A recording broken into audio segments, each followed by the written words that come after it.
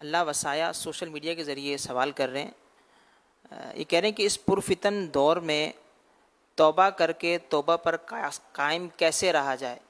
اس میں پرفتن دور کی کیا تخصیص؟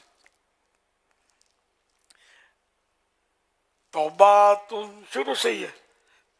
توبہ کا لفظ تو حضرت آدم علیہ السلام کی سیرت میں بھی ملتا ہے.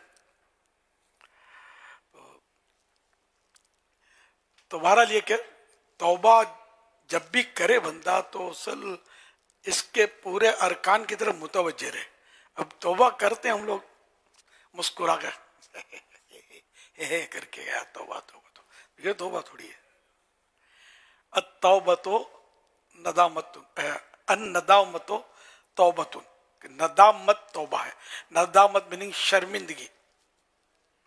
تو کوئی بھول ہو گئی، گناہ ہو گیا تو بندہ شرمندہ ہو گیا، یہ کیا ہو گیا مجھ سے، شرمندہ ہو.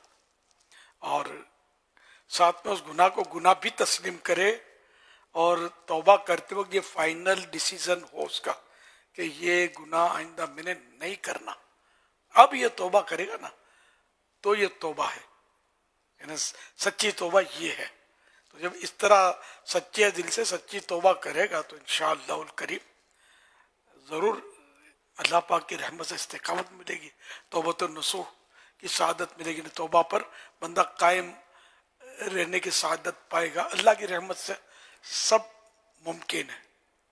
کیونکہ ہمارے یہاں بھی آج کل بولتے ہیں اس دور میں، اس گئے گزرے دور میں، اس فتنے کے دور میں. تو یہ دور بھی کوئی ہے بہرحال لینے کے کہہ رہے ہیں لوگ، تو اس میں بھی نیک لوگ نہیں، ایسا نہیں ہے. نیکیاں کرنے والے ہیں، حلال روزیاں کمانے والے ہیں، سچ بولنے والے ہیں، برائیوں سے بچنے والے لوگوں کی بھی الحمدللہ ایک تعداد ہے. ایسا نہیں ہے کہ وہ سارے کے سارے کوئی باغی اور سرکش ہو گئے ہیں، ایسا نہیں ہے. الحمدللہ ایک سے اللہ کے نیک بندے ہوتے ہیں. وہ ٹھیک ہے، ہمیں پہچان نہیں ہوتی، ہمیں واسطہ نہیں پڑا ہوتا یا واسطہ پڑا ہوتا ہے لیکن کوئی اس کی ایسی بات ہمارے سامنے نہیں آتی. تو یہ ہوتا ہے. مطلب صلو علی الحبیب صلی اللہ علیہ محمد.